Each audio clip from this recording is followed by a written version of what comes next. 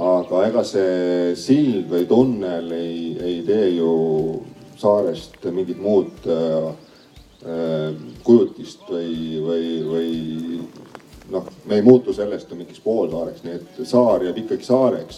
Ärme unustame, mille me räägime praegu ja aastatest 1995-1996, siis on teema esimest korda üles. Siis tähendab need rekkad, mis tulevad Leningradist ja Narva kaudu ja nii edasi.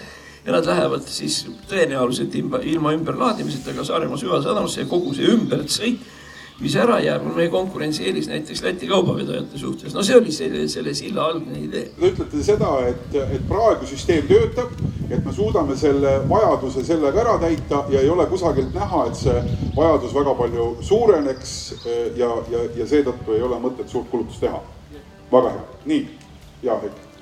Mina ei näe siin ohtu, et identiteet sellega nagu kaos kuskile. Saaremaa silla osas oli täna siis arutelu, kus tulemuseni ei jõutudki nagu ikka, et pingpongitamine käib juba tegelikult mitmeid dekaade, aga samas ühelt poolt on teema üleval, see näitab, et huvi on ja teiselt poolt ta tõuseb ka päris selliste juba siis soovideni, et on lausa huvilised, kes võtaksid need investeeringud enda kanda ja siis asja edendamise enda kätte. Nii et seda teemat peaks tõsiselt võtma, sest kindlasti Saaremaa majandust ja võimalust ühelt poolt püsiühendus elavdaks ja teisalt ei ole võib-olla peale investorite oluline see, kuidas see püsiühendus tekib, et kas see on siis tunnel või siis väga efektiivne praamiliiklus.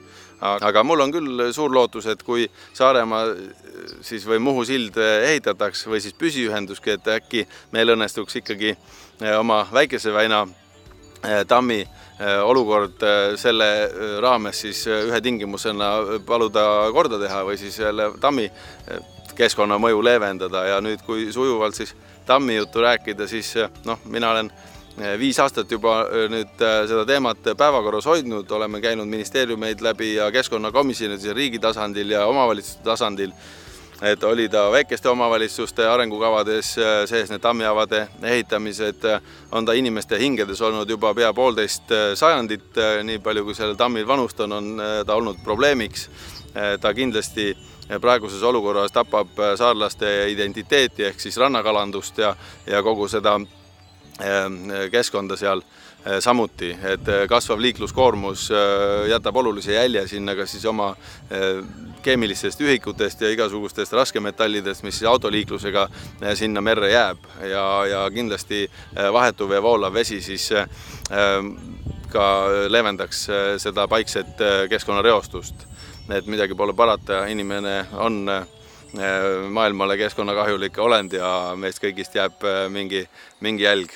Mul on väga hea meel, et Roheliste rattaretk siia kanti otsustas tulla ja sain ka tunda, et see teema on oluline ja need küsimused on olulised, et need samad küsimused, mis on saarlaste ja kohalike jaoks olulised, on ka Roheliste rattaretke korraldajate ja siis tiimi poolt välja valitud keskkonnaküsimused, millele siis saime tähelepanu pöörata ja sellist võimalust, et mitme tuhandele inimesele oma muret rääkida iga päev siin Saaremaal ei saagi ausalt öelda, et suur tänu ja väga ilus lõpukontsert oli teil ka.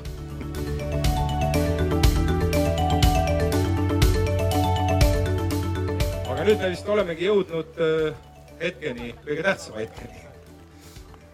No nii, nüüd on nüüd selline asi, et kõik on kindlasti seda hetke juba oodanud.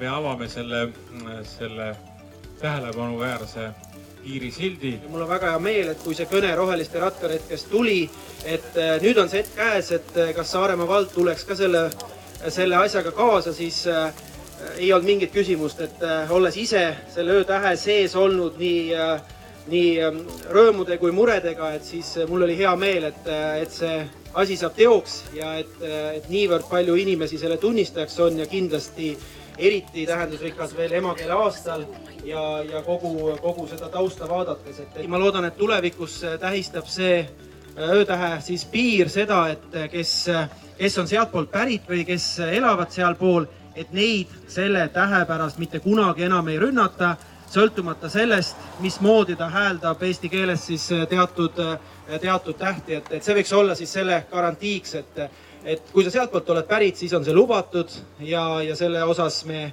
mingisuguseid arutelusid ei pea. Nii, hurraa! Nii, ja nüüd on ta siis lõpuks avatud.